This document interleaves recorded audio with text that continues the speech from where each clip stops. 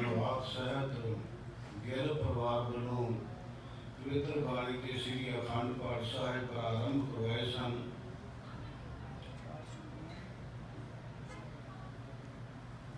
ਗੁਰੂ ਪਿਆਰੀ ਸਾਧ ਸੰਗਤ ਜੀ, ਕੋਈ ਬਾਹਰ ਗੱਡੀ ਖੜੀ ਹੈ ਜਿਸ ਦਾ ਨੰਬਰ ਹੈ 450। ਸੋ ਜਲਦੀ ਵੀ ਹੋਏ ਉਹਨੂੰ ਬੇਨਤੀ ਹੈ ਕਿ ਇੱਕ ਪਾਸੇ ਉਸ ਗੱਡੀ ਨੂੰ ਲਾਉਣ ਦੀ ਕਿਰਪਾਲਤਾ ਕਰਨ ਤਾਂ ਜੋ ਹੋਰ ਕੋਈ ਗੱਡੀਆਂ ਜੋ ਹਨ ਉਹ ਬਾਹਰ ਕੱਢੀਆਂ ਜਾ ਸਕਣ। ਸੋ ਆਓ मैं आप जी के नाल ये विचार साझी करन लगा हाँ कि ਗਿੱਲ परिवार वालों गुरु महाराज की पवित्र बाणी के श्री अखंड पाठ साहिब प्रारंभ करवाए सन, जिसके अज भोग गए हैं। गुरु चरणों में जिथे शुकराने वजों अरदास हुई है, उसके नाल नाल सतगुरु जी ने बीबी जी को तंदुरुस्ती देह रोगता के दान बख्शिश किए। सेवक परिवार वालों गुरु महाराज का शुकराना किया है। सो आओ मेरे सतगुरु सच्चे पातशाह जी जो अज फरमान करते हैं, हुक्मनामे में मैं उसकी विचार संखेप जी आप जी ने साझी करा।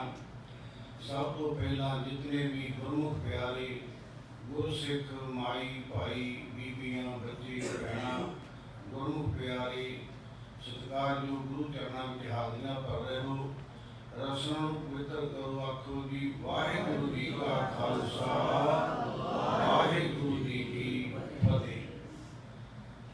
तुसां ने गुरु प्यारियां पासों शब्द श्रवण किया सी, मेरा वैद गुरु गोबिंदा हर हर नाम औखद मुख देवै घाटै जम की बंदा।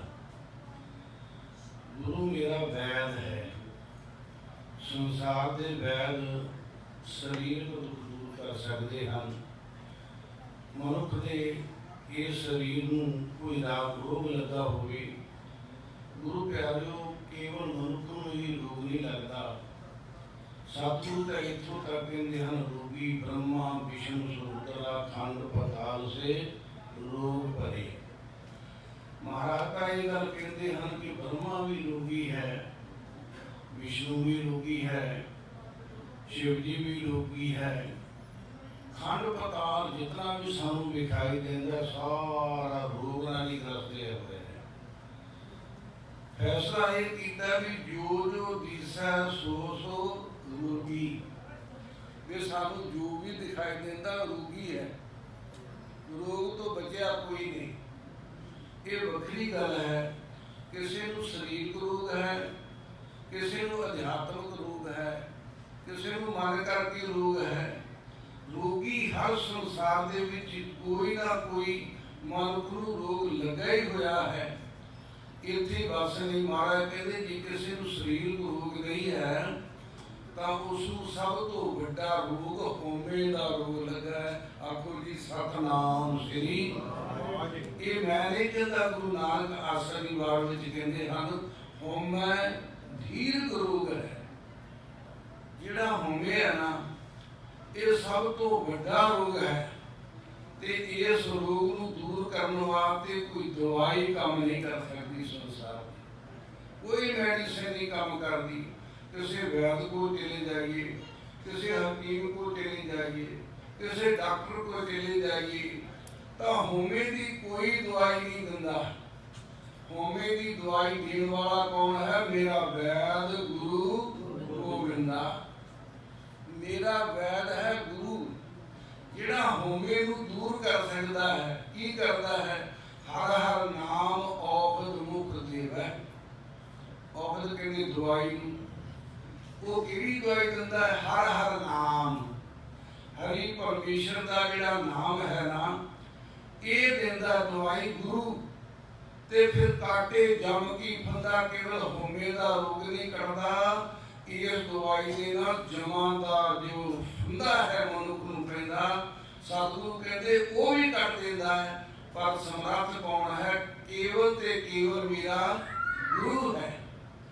बाबा नानक जी उस अकाल पुरख परमेश्वर वाहिगुरु दे बिरहा दे विच उदास रहन लगे। पिता कालू ने समझिया भी नानक जिहड़ा है क्योंकि पिता ने पहला उन्होंने रब करके नहीं जाने, पुत्र ही जाने। गुरु प्यारी साध संगत जी, उसको सब तो पहला रब करके पहचानिया ते भैन नानकी ने पहचानिया गुरु प्यारे, या फिर राय गुलाब ने उसको रब करके पहला जानिया। कारू जी का केवल उन्होंने अपना बेटा ही समझते सन, पुत्र ही समझते सन। बाबा नानक उदास रहता है अकाल पुरख परमेश्वर की याद विच, ते पिता ने समझे इनू कोई शरीरक रोग है, वैद नूं बुला लिया। वैद नूं बुला के पिता कालू ने कहा, पता नहीं नानक नूं की तकलीफ है, की दुख है, की रोग है, सानू ते कुछ दसदा नहीं, तुसीं वैद हो, पता लाओ भी नानक नूं की तकलीफ है। इनू कोई शरीरक दुख तो नहीं, ये बड़ा उदास चित रहिंदा है। वैद ने कहा कोई गल नहीं, मैं वेखदा हाँ। उस वैद ने गुरु नानक साहब जी की नबज फड़ी। नबज समझदी होना, हाथ फड़ के पुराने समय में वैद जी ने वो नबज देखते होंगे सी। हुण तां डॉक्टर पुछदा ना तू आप दस कि तैनूं की तकलीफ है। पहले समय में इदां नहीं, वैद इन्ने सियाणे होंदे सन, वो फड़ के नबज नूं टोह के फिर वो दस देंदे सन कि तैनूं ये तकलीफ है, तैनूं ये रोग है।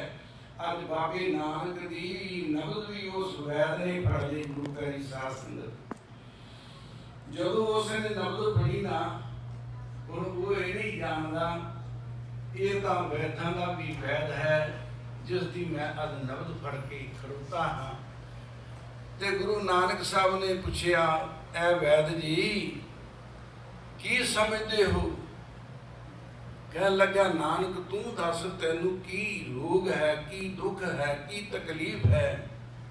ते बाबा नानक जी कहते वैदा वैद सो वैद तू, पहला रोग पछाण ऐसा दारू लोड़ लो जित वन्या रोगा घाण।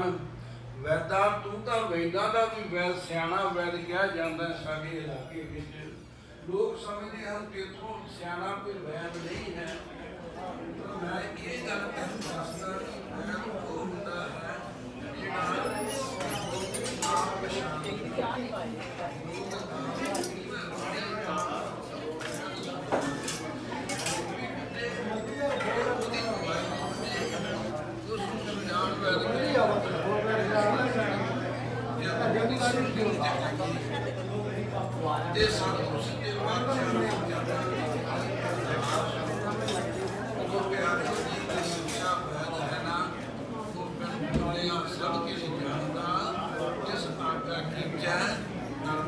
अंदर वेट कर दो कमरे से जाओ तो सही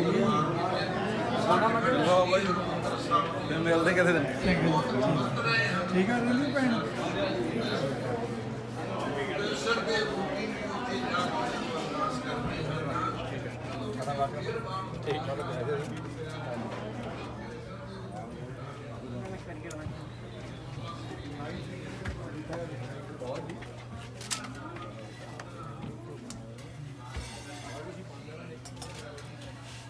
ਅਸੀਂ ਹੁਣ ਪਛਾਣ ਰੱਖਿਆ ਕਰਾਂਗੇ ਵੀ ਕਿਹੜੀਆਂ ਬੀਬੀਆਂ ਰਮਾਲੀ ਰੋਟੀ ਬਣਾਉਂਦੀਆਂ। ਚੁੰਨੀ ਕਿੱਥੇ ਗਈ? ਚੁੰਨੀ ਕਿੱਥੇ ਗਈ? ਜੇ ਨਾਂ ਨਾ ਆਵੇ ਤਾਂ ਦੀਪ ਸਿੰਘ ਨੂੰ ਫੋਟੋ ਦਿਖਾ ਕੇ ਨਹੀਂ ਆਪ ਹੀ ਕੋਈ ਗੱਲ ਨਹੀਂ। ਜੇ ਲੈ ਕੇ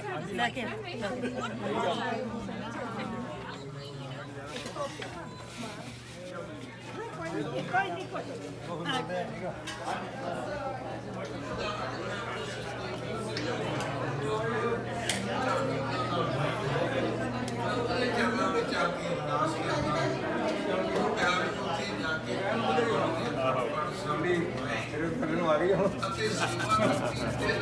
खुला रहने दो, खुला रहने दो। हाँ खोल दो जी ऊपर।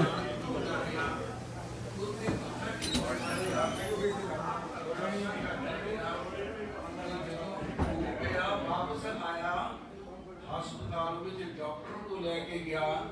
ਡਾਕਟਰ ਨੇ ਜਦੋਂ ਉਸ ਨੂੰ ਚੈੱਕ ਕੀਤਾ, ਚੈੱਕਅਪ ਕਰਨ ਤੋਂ ਬਾਅਦ ਕਹਿੰਦਾ ਇਹ ਤਾਂ ਬਿਲਕੁਲ ਠੀਕ ਹੈ, ਇਸ ਨੂੰ ਤਕਲੀਫ ਹੀ ਕੋਈ ਨਹੀਂ। ਆਖੋ ਸਤਨਾਮ ਸ੍ਰੀ।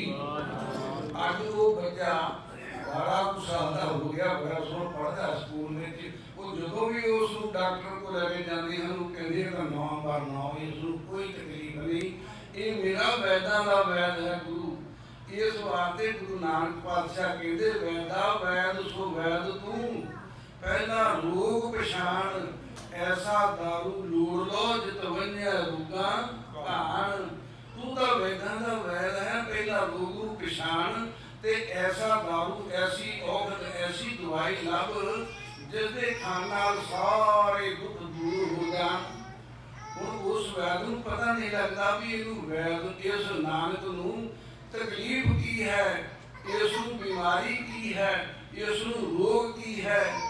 ਤੇ ਮੇਰਾ ਬਾਬਾ ਨਾਨਕ ਕਹਿੰਦਾ ਇਹ ਵੈਦ ਜਿਹੜਾ ਰੋਗ ਮੈਨੂੰ ਲੱਗਾ ਨਾ, ਉਸ ਰੋਗ ਦੀ ਨਾ ਤੇਰੇ ਕੋਲ ਕੋਈ ਦਵਾਈ ਹੈ ਤੇ ਨਾ ਉਸ ਨੂੰ ਤੂੰ ਭਾਲ ਸਕਦਾ ਤੇ ਨਾ ਉਹਦਾ ਇਲਾਜ ਕਰ ਸਕਦਾ ਹੈ। ਉਹ ਰੋਗ ਕਿਹੜਾ ਹੈ ਗੁਰੂ ਪਿਆਰੀ ਸਾਧ ਸੰਗਤ ਜੀ? ਗੁਰੂ ਨਾਨਕ ਕਹਿੰਦੇ ਮੈਂ ਉਸ ਅਕਾਲ ਪੁਰਖ ਪਰਮੇਸ਼ਰ ਤੋਂ ਦੂਰ ਆਇਆ ਹਾਂ ਅਤੇ ਮਨ ਕਰਕੇ ਮੈਂ ਉਹਦੇ ਨਾਲ ਜੁੜਿਆ ਹੋਇਆ ਹਾਂ। ਉਹਦੇ ਦੀਦਾਰ ਦੀ ਮਨ ਵਿੱਚ ਤੜਪਣਾ ਹੈ। ਇਹ ਮੇਰੇ ਮਨ ਵਿੱਚ ਬਿਰਹ ਹੈ ਤੇ ਬਿਰਹ ਸਭ ਤੋਂ ਵੱਡਾ ਰੂਪ ਹੋਇਆ ਕਰਦਾ ਹੈ। ਬਾਬਾ ਸਾਹਿਬ ਜੀ ਕਬੀਰ ਸਾਹਿਬ ਕਹਿੰਦੇ ਕਬੀਰ ਬਿਰਹੋਂ ਕੋਈ ਅੰਗਮ ਮਨ ਬਸੈ, ਮਨ ਤਾਂ ਨਾ ਮਾਨੈ ਕੋਈ, ਰਾਮ ਵਿਯੋਗੀ ਨਾ ਜੀਐ, ਜੀਐ ਤਾਂ ਗੌਰਾ ਹੋਏ।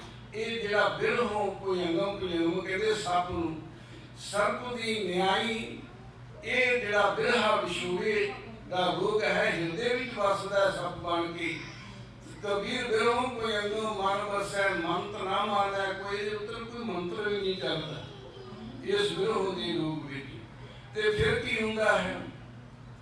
ਜੇਕਰ ਉਹ ਬਿਰਹਾ ਦਾ ਰੋਗੀ ਅਬਤਾ ਜਿਉਂਦਾ ਨਹੀਂ ਰਹਿੰਦਾ, ਜੇ ਜਿਉਂਦਾ ਰਹਿੰਦਾ ਹੈ ਤਾਂ ਉਹ ਬੋਰਾ ਹੋ ਕੇ ਸੰਸਾਰ ਵਿੱਚ ਵਿਚਰਦਾ ਹੈ। ਮੈਂ ਆਪ ਦੇ ਸਾਹਮਣੇ ਇੱਕ ਘਟਨਾ ਕਹਿ ਕੇ ਖਿਮਾ ਦਾ ਜਾਚਕ ਹੋਵਾਂ। ਧੰਨ ਸ੍ਰੀ ਗੁਰੂ ਗੋਬਿੰਦ ਸਿੰਘ ਸਾਹਿਬ ਕਲਗੀਧਰ ਪਾਤਸ਼ਾਹ ਮਹਾਰਾਜ ਆਨੰਦਪੁਰ ਸਾਹਿਬ ਵਿਖੇ ਨਿਵਾਸ ਰੱਖਦੇ ਹਨ।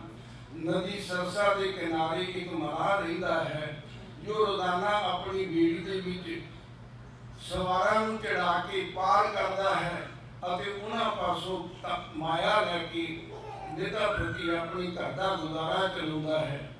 ਇੱਕ ਦਿਨ ਗੁਰੂ ਕੇ ਸੰਗਤਾਂ ਉਸ ਦੀ ਬੇੜੀ ਰਾਹੀਂ ਪਾਰ ਹੁੰਦੀਆਂ ਹਨ। ਆਉਂਦੇ ਰਸਤੇ ਵਿੱਚ ਉਹ ਸ਼ਬਦ ਪੜ੍ਹ ਰਹੀਆਂ ਹਨ। ਗੁਰੂ ਪਿਆਰੀ ਸਾਧ ਸੰਗਤ ਪਵਿੱਤਰ ਬਾਣੀ ਦਾ ਸ਼ਬਦ ਸੁਣ ਕੇ ਉਸ ਮਹਾਰਾਜ ਦੇ ਮਨ ਨੂੰ ਬਹੁਤ ਹੀ ਸਕੂਨ ਮਿਲਿਆ, ਸ਼ਾਂਤੀ ਮਿਲੀ, ਆਨੰਦ ਪ੍ਰਾਪਤ ਹੋਇਆ। ਤੇ ਸ਼ਬਦ ਸੁਣ ਕੇ ਗੁਰੂ ਦਾ ਪੁੱਛਣ ਲੱਗੇ ਕਿ ਬਾਣੀ, ਇਹ ਕਲਾਮ ਕਿਸ ਦੀ ਹੈ? ਸਿੱਖਾਂ ਨੇ ਕਿਹਾ ਇਹ ਬਾਣੀ ਧੰਨ ਗੁਰੂ ਅਰਜਨ ਦੇਵ ਸਾਹਿਬ ਸੱਚੇ ਪਾਤਸ਼ਾਹ ਦੀ ਹੈ। ਸ਼ਬਦ ਪੜ੍ਹਦੇ ਸਨ, ਦਰਸ਼ਨ ਦੇਖ ਜੀਵਾ ਗੁਰ ਤੇਰਾ, ਪੂਰਨ ਕਰਮ ਹੋਏ ਪ੍ਰਭ ਮੇਰਾ, ਇਹ ਬੇਨਤੀ ਸੁਣ ਪ੍ਰਭ ਮੇਰੇ, ਦੇਹ ਨਾਮ ਕਰ ਆਪਣੇ ਚਿਹਰੇ। ਇਹ ਬਾਣੀ ਸੁਣ ਕੇ ਪੁੱਛਿਆ ਬਾਣੀ ਕਿਹਦੀ? ਕਹਿੰਦੇ ਧੰਨ ਗੁਰੂ ਅਰਜਨ ਦੇਵ ਮਹਾਰਾਜ ਸੱਚੇ ਪਾਤਸ਼ਾਹ ਦੀ ਬਾਣੀ ਹੈ। ਇਸ ਮਹਾਰਾਜ ਨੇ ਪੁੱਛਿਆ ਮੈਂ ਉਹਦੇ ਦੀਦਾਰ ਕਰ ਸਕਦਾ ਹਾਂ? ਕਹਿਣ ਲੱਗੇ ਅੱਜ ਉਹਨਾਂ ਦੀ ਗੁਰਗੱਦੀ ਦੇ ਉੱਤੇ ਦਸ਼ਮੇਸ਼ ਪਿਤਾ ਗੁਰੂ ਕਲਗੀਧਰ ਪਾਤਸ਼ਾਹ ਗੁਰੂ ਗੋਬਿੰਦ ਸਿੰਘ ਸਾਹਿਬ ਮਹਾਰਾਜ ਜੀ ਸ਼ਿਸ਼ੋਗਤ ਹਨ। ਜੇ ਤੂੰ ਦਰਸ਼ਨ ਕਰਨੇ ਤੇ ਆਨੰਦਪੁਰ ਸਾਹਿਬ ਚਲੇ ਜਾ, ਉਹਨਾਂ ਦੇ ਦੀਦਾਰ ਹੋ ਜਾਣਗੇ। ਗਰੀਬ ਦੀ ਮਲਾ ਨਿਤਾ ਪ੍ਰਤੀ ਗੁਜ਼ਾਰਾ ਕਰਨ ਵਾਸਤੇ ਬੀੜੀ ਚਲਾਉਂਦਾ ਹੈ, ਘਰ ਦਾ ਗੁਜ਼ਾਰਾ ਹੁੰਦਾ ਹੈ। ਸੋਚਦਾ ਜੇ ਮੈਂ ਬੀੜੀ ਛੱਡ ਕੇ ਚਲਾ ਗਿਆ ਘਰ ਦਾ ਗੁਜ਼ਾਰਾ ਕਿਵੇਂ ਚੱਲੇਗਾ? ਪਰ ਮਨ ਵਿੱਚ ਅਲ ਤੜਪ ਹੈ, ਬਿਰਹ ਹੈ, ਵਿਛੋੜੇ ਦੀ ਇੱਛਾ ਉਸ ਨੂੰ ਪ੍ਰਬਲ ਇੱਛਾ ਨੇ ਗੁਰੂ ਸਾਹਿਬ ਦੇ ਦੀਦਾਰ ਕਰਨ ਵਾਸਤੇ ਇੱਕਦਮ ਬੇਵਲ ਕਰ ਦਿੱਤਾ। ਗਰਮੀਆਂ ਦਾ ਦਿਹਾੜਾ ਹੈ, ਬੇੜੀ ਉਸ ਨੇ ਇੱਕ ਪਾਸੇ ਬੰਨੀ ਹੋਈ ਹੈ। ਆਪ ਚੌਕੜਾ ਮਾਰ ਕੇ ਗੁਰੂ ਦੇ ਚਰਨਾਂ ਦਾ ਧਿਆਨ ਧਰ ਕੇ ਬੈਠ ਗਿਆ। ਗੁਰੂ ਪਿਆਰੀ ਸਾਧ ਸੰਗਤ ਜੀ, ਇਧਰ ਕਲਗੀਧਰ ਪਾਤਸ਼ਾਹ ਜੀ ਦੀਵਾਨ ਵਿੱਚ ਸ਼ੁਭਤ ਹਨ। ਇਸੇ ਤਰ੍ਹਾਂ ਸੰਗਤਾਂ ਸਾਨੂੰ ਸਤਿਗੁਰੂ ਜੀ ਦੇ ਦੀਦਾਰ ਕਰ ਰਹੀਆਂ ਹਨ। ਅਚਨਚੇਤ ਗੁਰੂ ਸਾਹਿਬ ਜੀ ਨੇ ਆਪਣੇ ਨੇਤਰ ਖੋਲੇ ਤੇ ਇੱਕ ਸਿੱਖ ਨੂੰ ਬੁਲਾ ਕੇ ਕਹਿਣ ਲੱਗੇ, ਐ ਸਿੰਘਾ ਸਾਡਾ ਘੋੜਾ ਤਿਆਰ ਕਰੋ। ਹੱਥ ਜੋੜ ਕੇ ਪੁੱਛਿਆ ਸੱਚੇ ਪਾਤਸ਼ਾਹ ਇਹ ਅਚਨਚੇਤ ਕਿੱਥੇ ਜਾਣ ਦਾ ਪ੍ਰੋਗਰਾਮ ਬਣ ਗਿਆ ਹੈ? ਸਤਿਗੁਰੂ ਕਹਿਣ ਲੱਗੇ ਕਈ ਵਾਰ ਐਸੇ ਪ੍ਰੋਗਰਾਮ ਬਣ ਜਾਇਆ ਕਰਦੇ ਹਨ ਜਦੋਂ ਪ੍ਰੇਮ ਦੇ ਕੋਈ ਤੀਰ ਲੱਗਦੇ ਹਨ, ਉਹ ਬੜੇ ਅਨਿਆਰੇ ਹੋਇਆ ਕਰਦੇ ਹਨ। ਉਹਨਾਂ ਦੀ ਪੀੜ ਸਹਾਰਨੀ ਬਹੁਤ ਔਖੀ ਹੁੰਦੀ ਹੈ। ਹਰ ਪ੍ਰੇਮ ਬਾਣੀ ਮਨ ਮਾਰਿਆ, ਅਨਿਆਲੇ ਅਨੀਆਂ ਰਾਮ ਰਾਜੇ। ਅਨੀਆਂ ਵਾਲੇ ਤਿੱਖੇ ਤੀਰ ਜਦੋਂ ਵੱਜਦੇ ਹਨ, ਫਿਰ ਉਹਦੀ ਕੋਈ ਚੋਟ ਸਹਾਰ ਨਹੀਂ ਸਕਦਾ। ਸਾਡਾ ਕੋਈ ਸਿੱਖ ਸਾਨੂੰ ਯਾਦ ਕਰ ਰਿਹਾ ਹੈ, ਅਸਾਂ ਉਹਦੇ ਪਾਸ ਪਹੁੰਚਣਾ ਹੈ। ਕਹਿੰਦੇ ਹਨ ਧੂਆ ਤਿਆਰ ਹੋਇਆ, ਸਤਿਗੁਰੂ ਜੀ ਆਪਣੇ ਨਾਲ 21 ਹੋਰ ਸਿੰਘਾਂ ਨੂੰ ਲੈ ਕੇ ਤੁਰ ਪਏ। ਉਸ ਨਦੀ ਦੇ ਕਿਨਾਰੇ ਵੱਲ ਨੂੰ ਦੂਰੋਂ ਉਸ ਮਨਾਬ ਦੀ ਨਜ਼ਰ ਪਈ। ਉਸਨੇ ਵੇਖਿਆ ਕੋਈ ਸ਼ਹਿਨਸ਼ਾਹ ਆ ਰਿਹਾ ਹੈ, ਸੀਸ ਤੇ ਕਲਗੀ ਹੈ, ਮੋਢੇ ਤੀਰ ਕਮਾਨ ਹੈ, ਗਾਤਰੇ ਕਿਰਪਾਨ ਹੈ, ਸ਼ਾਹੀ ਠਾਠ ਹੈ, ਘੋੜੇ ਦਾ ਸਵਾਰ ਹੈ, ਮਗਰ ਉਹਨਾਂ ਦੇ ਸਿੰਘ ਆ ਰਹੇ ਹਨ। ਧੂੜ ਉੜਦੀ ਵੇਖ ਕੇ ਉਹਦੇ ਮਨ 'ਚ ਆਇਆ ਕੋਈ ਬਾਦਸ਼ਾਹ, ਕੋਈ ਸ਼ਹਿਨਸ਼ਾਹ ਆ ਰਿਹਾ ਹੈ। ਅੱਜ ਜੇ ਕਿਤੇ ਮੇਰੀ ਬੇੜੀ ਤੇ ਸਵਾਰ ਹੋ ਜਾਵੇ ਤਾਂ ਇਹਦੇ ਪਾਸੋਂ ਮੈਨੂੰ ਇੰਨਾ ਕੁ ਧਨ ਮਿਲ ਜਾਵੇ, ਮੇਰਾ ਗੁਜ਼ਾਰਾ ਸੌਖਾ ਹੋ ਜਾਵੇਗਾ। ਉੱਠਿਆ ਗੁਰੂ ਪਿਆਰੀ ਸਾਧ ਸਿੰਘ, ਪਰ ਫਿਰ ਬੈਠ ਗਿਆ। ਕਹਿੰਦਾ ਮੇਰੀ ਤਾਂ ਬੇੜੀ ਵੀ ਪੁਰਾਣੀ ਜਿਹੀ ਹੈ, ਇਸ ਬੇੜੀ ਤੇ ਕਿੰਨੇ ਚੜ੍ਹਨਾ ਹੈ। ਹੋ ਸਕਦਾ ਇਹ ਸ਼ਹਿਨਸ਼ਾਹ ਕਿਤੇ ਚੰਗੀ ਬੇੜੀ ਵਾਲੇ ਮਲਾਹ ਵੱਲ ਜਾਵੇ।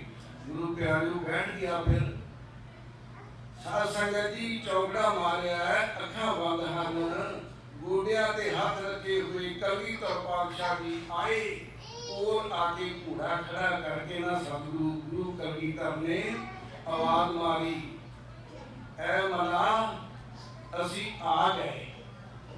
ਜਦੋਂ ਸਤਿਗੁਰੂ ਨੇ ਇਹ ਵਚਨ ਕੀਤਾ ਅਸੀਂ ਆ ਗਏ, ਉਸਨੇ ਨੇਤਰ ਖੋਲੇ ਤੇ ਤੱਕਿਆ ਉਤਾਂ ਵੱਲ, ਚਿਹਰਾ ਤੱਕਿਆ ਜਲਾਲ ਨੂਰੋ ਨੂਰ ਮੁਖੜਾ। ਕਹਿਣ ਲੱਗਾ ਇਹ ਉਹੀ ਗੁਰੂ ਗੋਬਿੰਦ ਸਿੰਘ ਸਾਹਿਬ ਹੋ ਸਕਦੇ ਹਨ ਜੋ ਮੈਨੂੰ ਸਿੱਖ ਦੱਸ ਕੇ ਗਏ ਹਨ, ਕਿਉਂਕਿ ਇਹਨਾਂ ਦੇ ਚਿਹਰੇ ਉੱਤੇ ਇਤਨਾ ਜਲਾਲ ਹੈ। ਇਹ ਤਾਂ ਕੋਈ ਪੀਰ ਹੋ ਸਕਦਾ ਹੈ, ਕੋਈ ਪੈਗੰਬਰ ਹੋ ਸਕਦਾ ਹੈ, ਕੋਈ ਅਵਤਾਰ ਹੋ ਸਕਦਾ ਹੈ, ਕੋਈ ਔਲੀਆ ਹੋ ਸਕਦਾ ਹੈ। ਮੈਂ ਹੋਵੇ ਨਾ ਹੋਵੇ ਤਾਂ ਇਹ ਗੁਰੂ ਗੋਬਿੰਦ ਸਿੰਘ ਹੀ ਹੋ ਸਕਦੇ ਹਨ। ਗੁਰੂ ਪਿਆਰਿਓ ਉੱਠ ਕੇ ਖੜਾ ਹੋ ਗਿਆ, ਹੱਥ ਜੋੜੇ, ਗੁਰੂ ਸਾਹਿਬ ਦੇ ਚਰਨ ਫੜੇ, ਰਕਾਬ ਦੇ ਉੱਤੇ ਰੱਖੇ ਹੋਇਆ ਤੇ ਸੀਸ ਰੱਖਿਆ। ਮਹਾਰਾਜ ਦੇ ਹੇਠਾਂ ਉਤਰੇ ਤੇ ਉਸ ਨੂੰ ਫੜ ਕੇ ਆਪਣੀ ਗਲਵਕੜੀ ਵਿੱਚ ਲੈ ਕੇ ਕਹਿੰਦੇ ਇਹ ਤੇਰਾ ਨਾਮ ਕੀ ਹੈ? ਸਤਿਗੁਰੂ ਜੀ ਮੇਰਾ ਨਾਮ ਸੈਦਾ ਹੈ। ਮੁਸਲਮਾਨ ਦਾ ਮੁਸਲਮਾਨ ਮਲਾਹ ਸੀ, ਨਾਂ ਸੀ ਸੈਦਾ। ਸਤਿਗੁਰੂ ਸੱਚੇ ਪਾਤਸ਼ਾਹ ਕਹਿੰਦੇ ਸੈਦਾ ਸਾਨੂੰ ਇਸ ਨਦੀ ਤੋਂ ਪਾਰ ਕਰ ਦੇ, ਅਸੀਂ ਤੇਰੀ ਬੇੜੀ ਤੇ ਸਵਾਰ ਹੋ ਕੇ ਨਦੀਓਂ ਪਾਰ ਹੋਣਾ ਹੈ। ਸਵਾਰ ਹੋ ਗਏ ਗੁਰੂ ਕਲਗੀਧਰ ਪਾਤਸ਼ਾਹ, 21 ਸਿੰਘ ਵੀ ਸਵਾਰ ਹੋ ਗਏ। ਗੁਰੂ ਕਹਿ ਰਹੇ ਹੋ ਨਦੀ ਵਿੱਚ ਉਸ ਬੇੜੀ ਨੂੰ ਖੇਲ ਦਿੱਤਾ। ਕਦੇ ਚੜ੍ਹਦੇ ਵੱਲ ਨੂੰ ਲੈ ਜਾਂਦਾ ਹੈ, ਬੇੜੀ ਨੂੰ ਪਾਰ ਨਹੀਂ ਕਰਦਾ, ਕਦੇ ਲਹਿੰਦੇ ਵੱਲ ਨੂੰ ਲੈ ਜਾਂਦਾ ਹੈ। ਤੇ ਗੁਰੂ ਦੇ ਚਰਨਾਂ ਦਾ ਧਿਆਨ ਕਰਕੇ ਬੜਾ ਹੀ ਪਰਸੰਦ ਹੈ, ਉਹ ਭੁੱਲ ਹੀ ਗਿਆ ਜਿਹੜਾ ਬੇੜੀ ਪਾਰ ਕਰਨੀ ਹੈ। ਗੁਰੂ ਕਹਿ ਰਹੇ ਮਨ ਵਿੱਚ ਕਹਿੰਦਾ ਉਹ ਮਨਾ ਅੱਜ ਤੈਨੂੰ ਕਲਗੀਧਰ ਦੇ ਦੀਦਾਰ ਹੋ ਗਏ ਹਨ। ਗੁਰੂ ਗੋਬਿੰਦ ਸਿੰਘ ਪਾਤਸ਼ਾਹ ਜੀ ਦੇ ਦੀਦਾਰ ਰੱਜ ਰੱਜ ਕੇ ਕਰ ਲੈ, ਜੀ ਪਾਰ ਕਰ ਦਿੱਤਾ ਇਹ ਚਲੇ ਜਾਣਗੇ, ਫਿਰ ਦੀਦਾਰ ਕਦੋਂ ਕਰੇਗਾ? ਇਤਿਹਾਸ ਕਹਿੰਦਾ ਵੀ ਸਾਰੀ ਦਿਹਾੜੀ ਉਹ ਨਦੀ ਵਿੱਚ ਬੇੜੀ ਨੂੰ ਚੜ੍ਹਦੇ ਤੇ ਲਹਿੰਦੇ ਵੱਲ ਜਾਂਦਾ ਰਿਹਾ। ਜਦੋਂ ਸ਼ਾਮ ਦਾ ਸਮਾਂ ਹੋਇਆ ਨਾ, ਸਤਿਗੁਰੂ ਪਾਤਸ਼ਾਹ ਜਾਣੀ ਜਾਣ, ਹਜ਼ੂਰ ਪਾਤਸ਼ਾਹ ਉਹਦੇ ਮਨ ਦੀ ਜਾਣਦੇ ਹਨ। ਕਹਿੰਦੇ ਹਨ ਸੈਦਿਆ ਹੁਣ ਸਾਨੂੰ ਪਾਰ ਕਰ ਦੇ, ਅਸਾਂ ਵਾਪਸ ਜਾਣਾ ਹੈ। ਸੈਦੇ ਨੇ ਕਿਹਾ ਸੱਚੇ ਪਾਤਸ਼ਾਹ ਤੁਹਾਡਾ ਹੁਕਮ ਤਾਂ ਨਹੀਂ ਮੈਂ ਟਾਲ ਸਕਦਾ, ਪਰ ਮੇਰਾ ਮਨ ਨਹੀਂ ਸੀ ਕਰਦਾ ਮੈਂ ਤੁਹਾਨੂੰ ਪਾਰ ਕਰ ਦੇਵਾਂ ਤੇ ਤੁਸੀਂ ਮੇਰੇ ਕੋਲੋਂ ਚਲੇ ਜਾਓ। ਮੇਰਾ ਮਨ ਤਾਂ ਕਰਦਾ ਮੈਂ ਸਾਰੀ ਜ਼ਿੰਦਗੀ ਇਸ ਨਦੀ ਵਿੱਚ ਬੇੜੀ ਚਲਾਉਂਦਾ ਰਹਾਂ ਤੇ ਤੁਸੀਂ ਇਸ ਬੇੜੀ ਦੇ ਉੱਤੇ ਸਵਾਰ ਰਹੋ। ਮੈਂ ਸਾਰੀ ਜ਼ਿੰਦਗੀ ਤੁਹਾਡੇ ਦੀਦਾਰ ਕਰਦਾ ਰਹਾਂ, ਤੁਹਾਡੇ ਦਰਸ਼ਨ ਕਰਦਾ ਰਹਾਂ। ਸਭ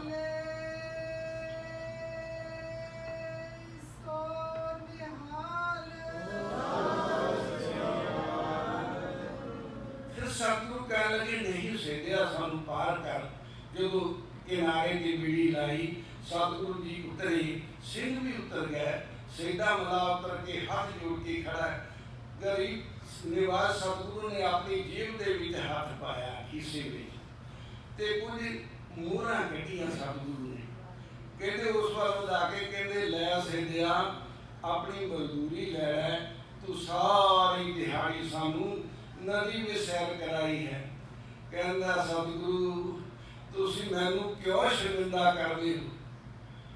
कभी कोई मना को मजदूरी नहीं लिया करता, तू भी मला ते मैं भी मला हाँ, ते मला को किवें मजदूरी लै लवे?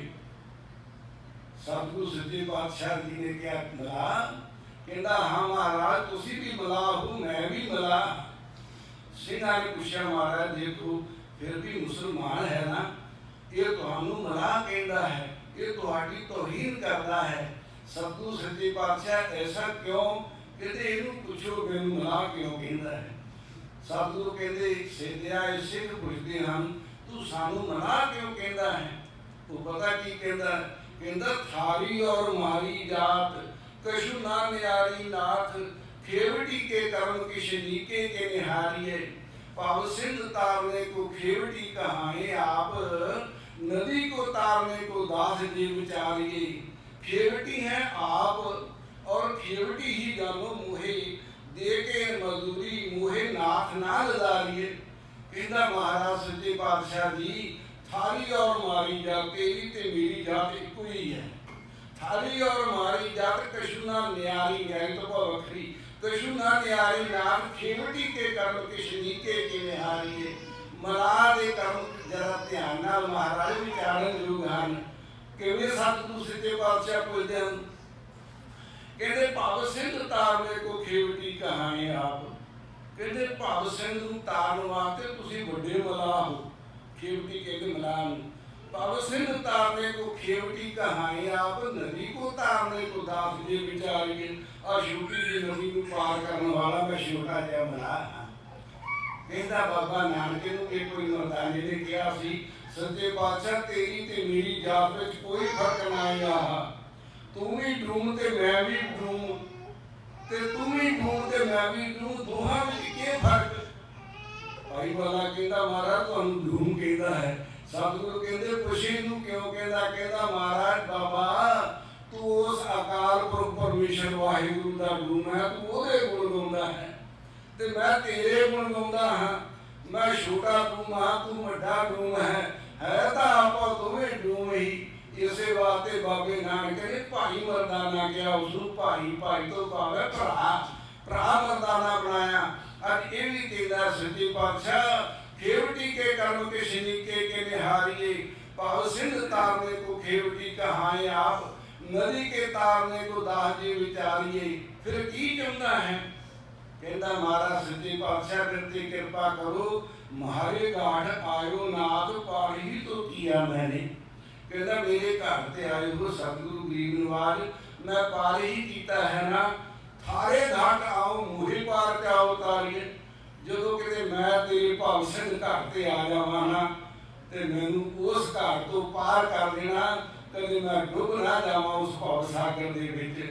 जो मैं तेरे को बस मैं यही तेरे को मंगदा हां। मेरे सतगुरु सच्चे पातशाह कहन लगे हो सेदिया तू सानू इकल्लियां नूं पार नहीं कीता, तू साडे नाल इन्हां 21 ਸਿੰਘਾਂ ਨੂੰ भी पार कीता है इस नदी उत्ते। जा असीं तेरे नाल वचन करते हां तेनू इकल्ले नूं नहीं, ਜਦੋਂ तू साडे घर ते आवेगा तेनू तां पार करांगे तेरियां 21 कुल्लां पार कर देवांगे। तू साडे एक सिखां नूं 21 ਸਿੰਘਾਂ ਨੂੰ पार कीता, तेरियां 21 कुल्लां तार देवांगे।